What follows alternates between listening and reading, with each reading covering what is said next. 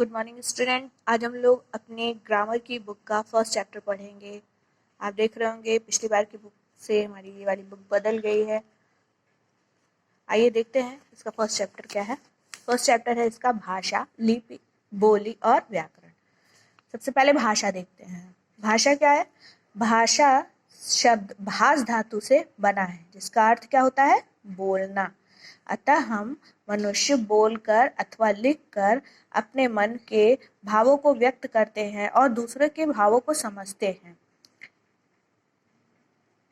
इस तरह से हमने क्या समझा कि अपने भावों एवं विचारों के आदान प्रदान की आवश्यकता होती है, जिसके लिए वह भाषा का प्रयोग करता है।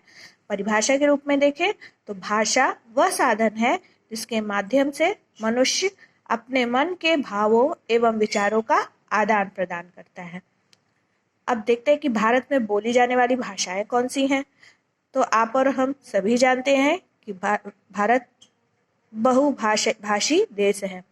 इसमें हिंदी, बांग्ला, पंजाबी, तेलुगु, तमिल, मलयालम, गुजराती, मराठी आदि भाषाएं बोली जाती है। अब देखते हैं भाषा का रूप। भाषा के दो रूप होते हैं, पहला मौखिक भाषा, दूसरा लिखित भाषा। मौखिक भाषा क्या होती है? जब हम बोलकर अपने विचारों को व्यक्त करते हैं तो उसे मौखिक भाषा कहते हैं। इसका प्रयोग हम कहाँ करते हैं? वार्तालाप करने में, टेलीफोन में, बातचीत करने में, साक्षात्कार करने में, पढ़ने में, समझाने में, संगीत सुनने में, कमेंट्री इत्यादि के लिए। नाटक, फिल्म आदि में जो कलाकार संवाद करते हैं वो सब मौखिक भाषा का ही उदाहरण है।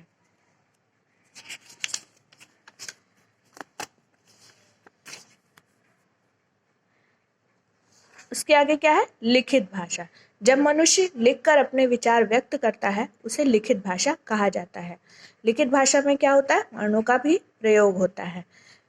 अब से मैं क्वेश्चन पूछती हूँ, जब आप आंसर मुझे टेस्ट पेपर में लिख कर देते हैं तो वो क्या होती है? लिखित भाषा होती है। ठीक है। पत्र पत्रिकाओं तथा पुस्तकों में भाषा का लिखित रूप प्रयोग होता है।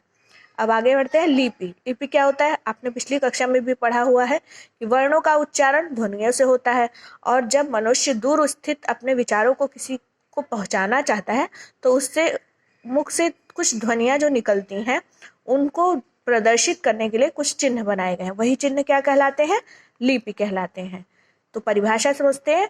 किसी भी भाषा के लिखने के ढंग को लिपि कहते हैं। अपनी हिंदी की लिपि कौन सी है? देवनागरी लिपि है। इसी तरह जो बाकी भाषाएं हैं उनकी भी लिपियां लिखी हुई हैं। इसे पढ़ते हैं। देवनागरी किसकी है? हिंदी, संस्कृत, नेपाली, गुजराती और मराठी की। गुरुमुखी किसकी है? पंजाबी की। फारसी, उर्दू की। रोमन, अंग्रेजी, जर्मन, फ्रेंच आदि की। बांग्ला की कौन सी है? बंगला। चित्रलिपि किसकी है? चीनी भाषा की। ध्यान दीजिएगा, अक्षरों की खोज लगभग 6000 वर्ष पहले हुई है। अब देखते हैं बोली। बोली क्या होती है? जब एक ही भाषा अलग अलग क्षेत्रों में अलग अलग तरह से बोली जाती है तो उसे क्या कहते हैं? बोली कहते हैं। हिंदी हरियाणा, राजस्थान, पूर्वी तथा पश्चिमी आंध्र प्रदेश तथा बिहार में बोली जाती है, परंतु हर जगह उसका रूप थोड़ा सा बदल जाता है। आपने देखा होगा, हम बनारस में जाते हैं तो अलग भाषा का सुनने को हमको थोड़ी सी मिलती है। होती हिंदी है लेकिन वो बोली होती है, भाषा का एक बदला हुआ रूप होती कह लीजिए। हिंदी भाषा की 18 बोलियां प्रचलित है। पहले ब्रज, अवधी, मैथिली बोलियां थी जो अब विकसित होकर साहित्यिक भाषाएं बन गई है। अब देखते हैं राष्ट्रभाषा। राष्ट्रभाषा क्या होती है? सभी देशों की अपनी अपनी राष्ट्रभाषा होती है, जैसे चीन की चीनी, रूस की रूसी, जापान की जापानी, इंग्लैंड की अंग्रेजी। हिंदुस्तान की भाषा कौन सी है? हिंदी। हिंदी हमारी राष्ट्रभाषा है। प्रतिवर्ष 14 सितंबर को हम हिंदी दिवस मनाते हैं। भारत में 18 करोड़ से भी अधिक लोग हिंदी भाषा का प्रयोग करते हैं। ध्यान दीजिएगा, हिंदी विश्व की एकमात्र वैज्ञानिक भाषा है जो बोलने और लिखने में समान है। यानी जैसा हम बोलते हैं वैसा ही लिखते हैं। अगर हमें समान लिखना है तो अगर हम समान ऐसा बोल रहे हैं तो समान लिखेंगे भी ऐसा ही। मातृभाषा समझते हैं। जो भाषा बच्चा सर्वप्रथम अपने घर में अपने परिवार से सीखता है उसे मातृभाषा कहते हैं। बच्चा भाषा का पहला पाठ अपनी माँ से ही सीखता है। जो भाषा माँ की होती है वही बच्चा उससे सीखता है। अगर माँ उर्दू बोलती होगी तो बच्चा भी उर्दू बोलेगा। आपने देखा होगा विदेशों में बच्चे जल्दी इंग्लिश बोलना सीख जाते हैं। क्यों? क्योंकि वे बच्चे शुरू से क्या करते हैं, अपनी माँ से कौन सी भाषा सीखते हैं?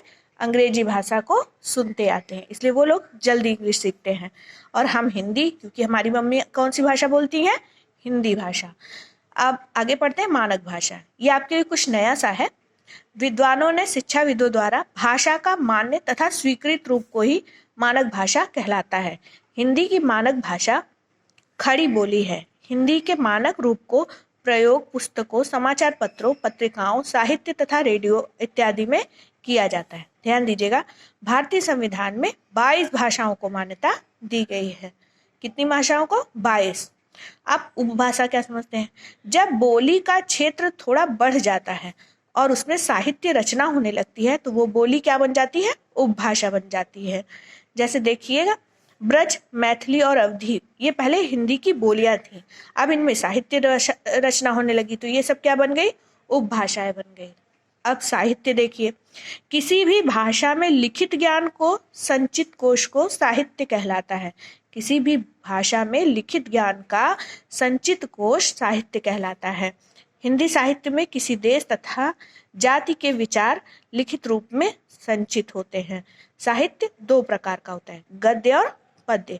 ये जो हम लिखा हुआ इस तरह से देख रहे हैं, ये क्या कहलाएगा? गद्य। और उसी तरह से जब हम पद पढ़ते हैं, दोहे पढ़ते हैं, चौपाई पढ़ते हैं, कविता पढ़ते हैं, तो ये सब क्या कहलाता है? पद्य कहलाता है। ठीक है, जितनी भी पोयम हम पढ़ते हैं वो जो गयात्मक होती है वो पद्य होती है, और जिसे गाया ना जा सके वो गद्य कहलाता है। चलिए ध्यान दीजिएगा, रामचरितमानस और श्रीमद् भगवद गीता पद्य साहित्य के अंतर्गत आते हैं। आपने सुना देखा होगा कि भागवत गीता का पाठ हो रहा है, उसको गाया जा रहा है। रामचरितमानस का पाठ हो रहा है, उसको गाया जा रहा है। तो ये सब क्या है? पद्य साहित्य के अंतर्गत आते हैं। अब आते हैं किसमें? व्याकरण में। व्याकरण क्या? भाषा का सबसे बड़ा और प्रमुख अंग है। व्याकरण वह शास्त्र है जो हम किसी भाषा के शुद्ध रूप का ज्ञान कराता है। भाषा के शुद्ध व्यवहार के लिए कुछ नियम होते हैं। व्याकरण के अंतर्गत हम भाषा के उन नियमों को सीखते हैं। व्याकरण के अंग, अगर हम इसे परिभाषित करें तो ये कहे, भाषा को शुद्ध रूप से लिखने का जो साधन होता है वो व्याकरण होता है। हमको कलम लिखना है,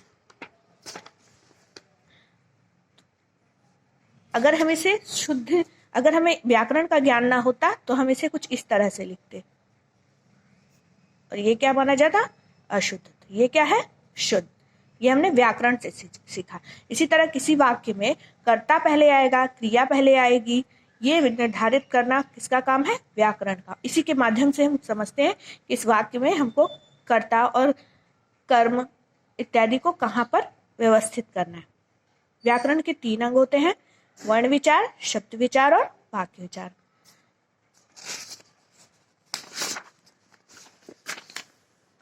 वर्ण विचार के अंतर्गत देखिए हम क्या करते हैं। इसके अंतर्गत हम वर्णमाला, वर्णों का उच्चारण, वर्णों को लिखने की लिपि, उन्हें संयुक्त करने के नियमों आदि के विषय को सीखते हैं। शब्द विचार में क्या करते हैं? इसके अंतर्गत हम शब्दों का स्रोत, शब्दों की रचना, स्रोत मतलब कहाँ से वो लिए गए हैं, कहाँ से उनकी उत्पत्ति हुई है। जैसे समझिए गंगा नदी की उत्पत्ति कहाँ से हुई है? गोमुख से। ऐसे ही हर शब्द की कहाँ से उत्पत्ति हुई है, किस तरह से वो भाषा में प्रचलित हुआ है, ये सब हम भाषा के स्रोत में सीखते हैं। शब्दों की रचना, शब्द निर्माण तथा शब्द भेद आते हैं।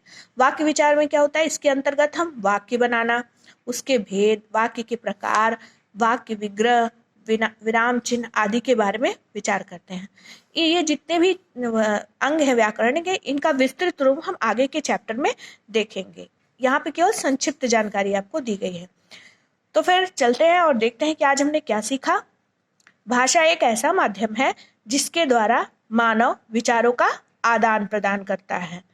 भाषा के 2 रूप होते हैं, मौखिक भाषा और लिखित भाषा। भाषा को लिखने के लिए जिन निर्धारित चिन्हों का प्रयोग किया जाता है उसे क्या कहते हैं? लिपि कहते हैं। भाषा का क्षेत्रीय रूप बोली कहलाता है। भाषा के स्वीकृत रूप को ही मानक भाषा कहते हैं। व्याकरण हमें भाषा के नियमों की जानकारी देकर भाषा को शुद्ध रूप से बोलना सिखाता है। किसी भाषा में लिखित ज्ञान के कोश को साहित्य कहते हैं। साहित्य की भाषा साहित्यिक भाषा कहलाती है। इस तरह से आज हमने क्या सीखा? कौन सा चैप्टर? पार्ट 1 भाषा, लिपि और व्याकरण। अब आपको इसका एक बार और अभ्यास करना है, इसको अच्छे से पढ़ना है, उसके बाद हम इसके अभ्यास कार्यों को सॉल्व करेंगे।